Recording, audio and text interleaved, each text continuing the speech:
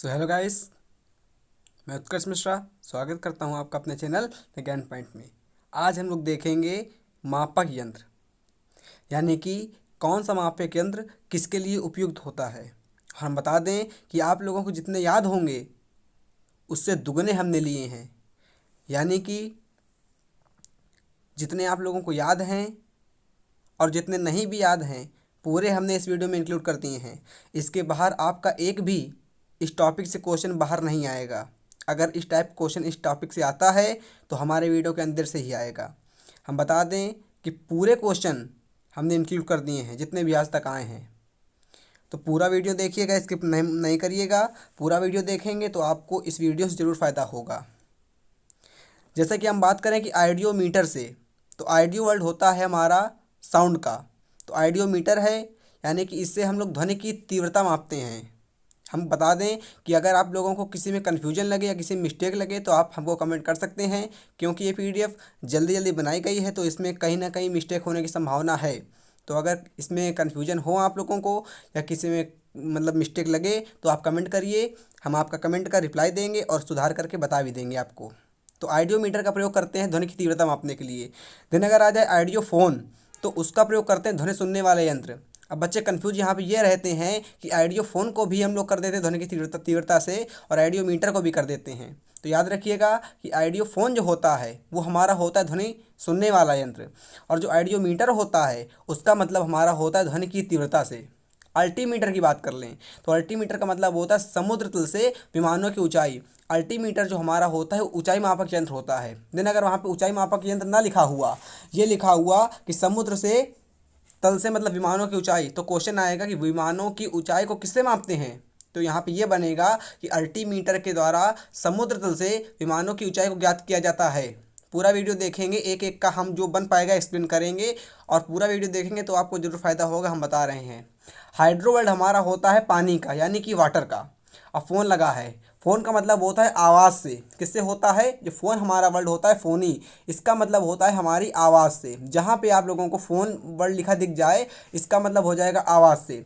अब लिखा हुआ है हमारा हाइड्रोफोन, इसका मतलब हो गया जल में ध्वनि सुनने वाला यंत्र। क्लियर है ना? हाइड्रोफोन का मतलब क्या हो गया? हाइड्रोफोन का मतलब हो गया जल में ध्वनि सुनने वाला यंत्र। हाइड्रोमीटर की बात कर लें तो हाइड्रोमीटर का मतलब होता है, ध्यान सुनिएगा, हाइड्रोमीटर, हाइड्रो लिखा है, हाइग्रो दोनों वर्ड अलग अलग होते हैं। हाइड्रो अभी हमने आपको बताया कि हाइड्रो अलग होता है और हाइग्रो अलग होता है। अगर आपको हाइड्रो देखने को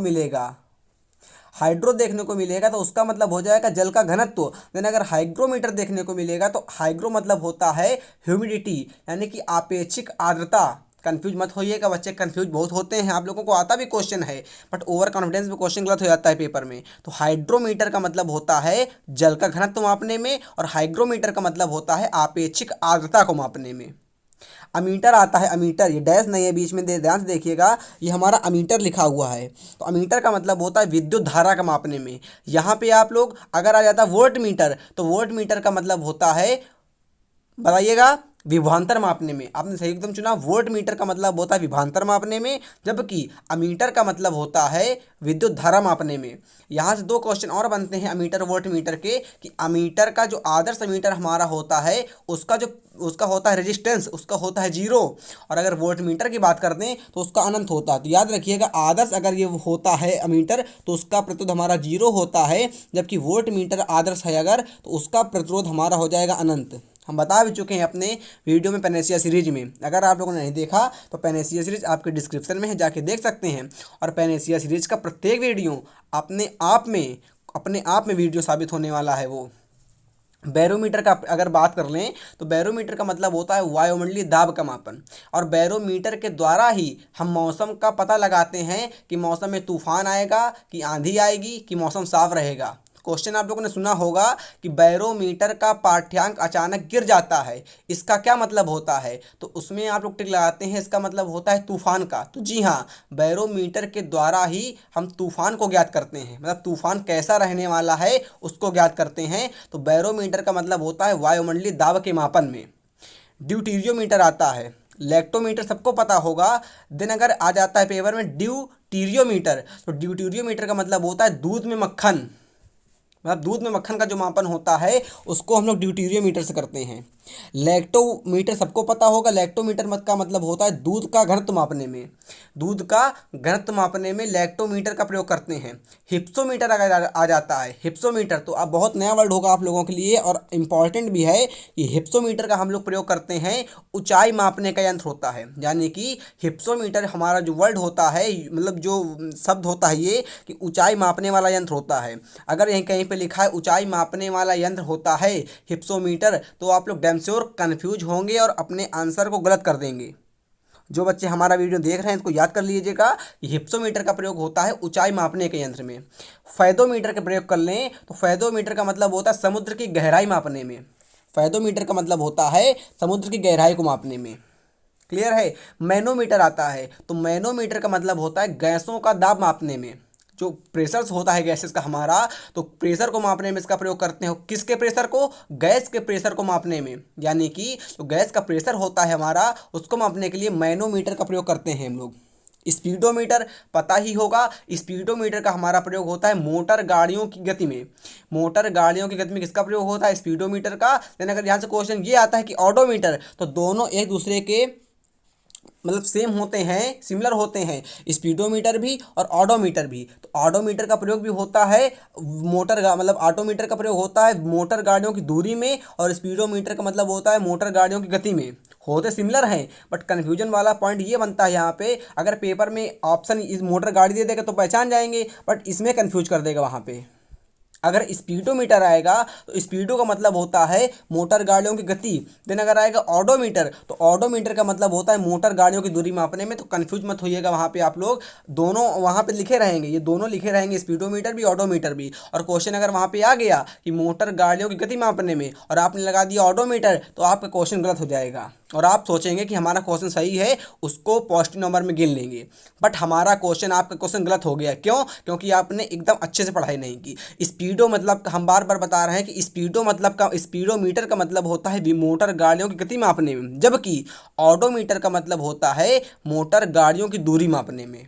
क्लियर है। दोनों इंपॉर्टेंट है, याद कर लीजिएगा, कितना इंपॉर्टेंट दोनों। अब देखिएगा लक्सीमीटर, इसका प्रयोग होता है प्रकाश की तीव्रता मापने में, यानी इंटेंसिटी ऑफ लाइट को मापने में इसका प्रयोग होता है लक्सीमीटर का। कैरेटोमीटर, अब सुना होगा कैरेट, सोने की शुद्धता का मापक होता है कैरेट से, तो वहाँ से इसको कर सकते हैं रिलेट भी। जो कैरेटोमीटर होता है हमारा, उसका प्रयोग होता है सोने की शुद्धता के मापन में। जायरोस्कोप, इसको सुना होगा, जिन बंदों ने सुना बहुत अच्छी बात, जिन्हें नहीं सुना सुन लीजिए। जायरोस्कोप का मतलब होता है वृत्तीय गति को मापने में। जो हमारे सर्कुलर मोशन होता है उसको मापने में हम लोग प्रयोग किसका करते हैं? जायरोस्कोप का। तो याद रखिएगा कि जायरोस्कोप का मतलब होता है वृत्तीय गति के मापन में। क्रोनोमीटर मतलब आता है, अब देखिएगा क्रोनो का मतलब होता है समय से। जहाँ पे आप लोगों को क्रोनो मतलब लिखा दिख जाएगा तो इसका मतलब हो जाएगा समय से। किससे हो जाएगा? समय से। अब लिखा क्या है? क्रोनोमीटर। तो क्रोनोमीटर का मतलब हो जाएगा वायुयान में समय मापने का यंत्र, या कि अवधि मापने का यंत्र, या कि क्रोनोमीटर का मतलब होता है समय मापक यंत्र। क्लियर है। थर्मामीटर का सबको पता ही होगा। पॉलीग्राफ हमारा क्या होता है? पॉलीग्राफ हमारा होता है झूठ का पता लगाने वाली मशीन। पॉलीग्राफ को क्या कहते हैं? झूठ का पता लगाने वाली मशीन को हम लोग पॉलीग्राफ कहते हैं। केस्कोग्राफ आता है, तो केस्कोग्राफ का मतलब होता है पौधों की वृद्धि को मापने में। जो पौधे हमारे होते हैं, पौधों की वृद्धि को मापने में हम लोग केस्कोग्राफ का प्रयोग करते हैं। और आपको बता दें, आपकी मोस्ट इंपॉर्टेंट क्वेश्चन बनता है जीके का कि पौधों में जो जीवन होता है उसको हमारे वैज्ञानिक सीवी रमन ने खोजा था। किसने खोजा था? सीवी रमन ने। गलत है। आप लोग कमेंट करें किसने खोजा था। ऑप्शन दे रहे हैं हम, सीवी रमन ने, जगदीश चंद्र बसु ने। इस दोनों में आपको चूज करना है किसने खोजा था। जो पौधों में जीवन होता है, दो अपने ऑप्शन दिए, सबको पता चल गया होगा कौन ऑप्शन राइट है। तो कमेंट करिएगा कि केस्कोग्राफ को बता दिया हमने, किसका मतलब होता है पौधों की वृद्धि मापने में। आप लोग कमेंट करेंगे कि पौधों में जो जीवन होता है उसको किस वैज्ञानिक ने ज्ञात किया था? सीवी रमन जी ने ज्ञात किया था या जगदीश चंद्र बसु जी ने ज्ञात किया था? एपिग्राफ का मतलब होता है शिलालेखों का अध्ययन। क्या होता है? एपिग्राफ का मतलब होता है शिलालेखों का अध्ययन। याद रखिएगा, मोस्ट इंपॉर्टेंट है ये वाला, आ जाएगा तो कंफ्यूज मत होइएगा पेपर में। सिस्मोग्राफ, अब सिस्मो वर्ड होता है हमारा भूकंप से, अब सिस्मोग्राफ लिखा हुआ है तो इसका मतलब हो जाएगा भूकंप की तीव्रता मापने में। याद रखिएगा कि सिस्मोग्राफ का मतलब होता है भूकंप की तीव्रता के मापन में। एनीमोमीटर, इसका प्रयोग होता है वायु का वेग मापने में। वायु वेग मापने में केवल अगर क्वेश्चन आ जाए तो क्वेश्चन हमारा गलत हो जाएगा। क्वेश्चन को पढ़िए ऑथेंटिक टाइप से। एनीमोमीटर का मतलब होता है वायु का वेग मापने में। केवल वेग मापने अगर क्वेश्चन आता है तो हमारा आंसर गलत है वहाँ पे। अगर क्वेश्चन में ये लिखा हो वायु का वेग मापने में, तभी आप लोग वहाँ पे टिक करिएगा, क्योंकि हमारा आंसर गलत हो जाएगा, निगेटिव में चला जाएगा। एनीमोमीटर का प्रयोग होता है वायु का वेग मापने में। रेन गेज आता है, रेन गेज, इसका प्रयोग पता ही होगा, इंपॉर्टेंट भी है ये वाला, कि वर्षा मापी यंत्र होता है, यानी कि वर्षा का जो मापन करता है उस प्रकार के यंत्र को हम लोग रेन गेज कहते हैं। क्वेश्चन आता है हमारा मेरी बाल स्केल, मतलब मेली बार स्केल का मतलब होता है वायु दाब मापने का पैमाना होता है। क्लियर है, वायु दाब मापने का पैमाना होता है। और बफट स्केल हमारा होता है वायु का वेग मापने में। देखिएगा कि एनीमोमीटर और बफेट स्केल को हम लोग सिमिलर कह सकते हैं। क्या कह सकते हैं? सिमिलर कह सकते हैं। एनीमोमीटर को और बफेट स्केल को सिमिलर कह सकते हैं, क्योंकि ये भी हमारा मापता है वायु का वेग, और बफेट स्केल भी हमारा वायु का वेग मापता है। होलोग्राफ का मतलब होता है 3D चित्र मापन में। रिएक्टर स्केल का आपको पता ही होगा, रिएक्टर स्केल का मतलब होता है भूकंप की तीव्रता के मापन में। किसका मतलब होता है? इसका मतलब होता है भूकंप की तीव्रता के मापन में। तो हमने जितने कराए हैं इसके बाहर अगर इस टॉपिक से क्वेश्चन आता है तो इसके बाहर आपका क्वेश्चन नहीं आएगा। जितने कराए हैं सभी इंपॉर्टेंट है, सभी परीक्षाओं में पूछे जा चुके हैं। आपकी डिफेंस परीक्षा में लगभग 1 से 2 क्वेश्चन पूछ लेता है जीएस में। देखिएगा जीके जो होती है आप लोगों में, जीके अगर जो बच्चे नेवी का पेपर देते होंगे तो उनके में जीके के 25 क्वेश्चनों में से लगभग 10 से 11 नंबर आते हैं। और जीएस के मतलब जनरल साइंस के क्वेश्चन आते हैं 5 से 6। और वहीं पे आप लोगों का रीजनिंग भी पूछ लेता है और कुछ क्वेश्चन केमिस्ट्री और बायो को पूछ लेता है। तो ये टॉपिक है हमारा जनरल साइंस का, यानी कि जीएस का। और जीएस का टॉपिक ये मोस्ट इंपॉर्टेंट है, इससे क्वेश्चन आना ही आना है। तो अगर आप लोगों को यह टॉपिक तैयार है तो रिवीजन हो गया होगा, और जिन बंदों को नहीं तैयार है तो पूरे नोट्स बनाइए इस टॉपिक के और अच्छे से याद करिए घर में। और लास्ट बार कह रहे हैं, मतलब पहली बार कहते हैं वीडियो में, कि जिसने हमारे चैनल को सब्सक्राइब ना किया हो तो प्लीज़ सब्सक्राइब कर लीजिए और वीडियो को अपने फ्रेंड्स में शेयर करिए ताकि वो भी हमारे चैनल का हिस्सा बने। और जितना पॉजिटिव रिस्पांस आप लोग देंगे उतने अच्छे से अच्छा वीडियो बनाने का हम प्रयास करेंगे आप लोगों के लिए। आप लोगों को जिसमें कन्फ्यूजन लगे इंग्लिश या फिजिक्स के जिस टॉपिक्स में, वो हमको बताएं, उसके हम नोट्स प्रोवाइड करेंगे आप लोगों को हैंड राइटिंग के, या जिस भी प्रकार के आप लोग चाहेंगे, और उस पर वीडियो भी लाएंगे ताकि आपका कन्फ्यूजन दूर कर सकें। और जिस भी क्षेत्र में कन्फ्यूजन हो आप लोगों को वो हमसे पूछिए, हम आपके कमेंट का रिप्लाई करेंगे। इस चैनल को जहाँ तक हो पाए सब्सक्राइब करवाइए, शेयर करवाइए, क्योंकि आपका ही चैनल है। अगला वीडियो आने के लिए जय हिंद, जय भारत, वंदे मातरम।